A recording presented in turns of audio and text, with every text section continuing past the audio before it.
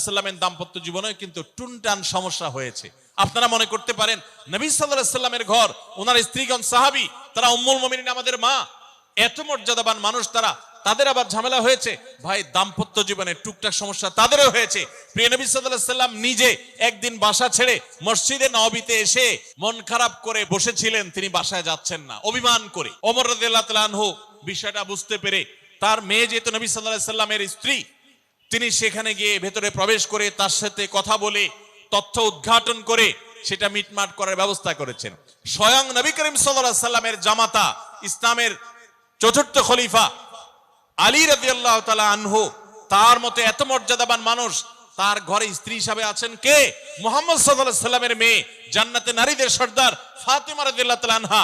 এত বড় মানুষ তারা, স্বামী স্ত্রী দুইজন, দুই দিককার নেতৃত্বে, একজন যুবকদের নেতৃত্ব দিবে, আরেকজন জান্নাতি যুবতীদের, নারীদের নেতৃত্ব দিবে। এত বড় মর্যাদাবান মানুষ, তাদেরও দাম্পত্য জীবনে কিন্তু টুনটান হয়েছে।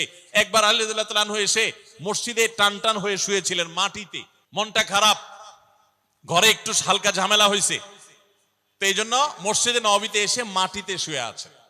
নবী করিম সাল্লাল্লাহু আলাইহি ওয়াসাল্লাম দেখে বুঝতে পেরেছেন, টের পেয়ে গেছেন যে কিছু একটা হয়েছে বাসায়।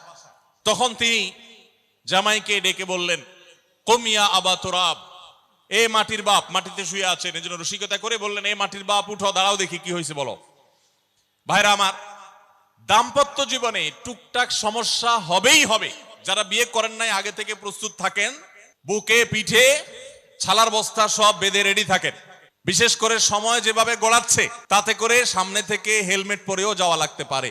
শুধু যাওয়া না, বাসায় ঢোকার সময় বাইক থেকে নামার পর হেলমেটটা আগে খুলবেন না, আগে যা বুঝবেন পরিস্থিতি কি, তারপর হেলমেট খুলবেন। দাম্পত্য জীবনে টুকটাক সমস্যা হবেই, এটা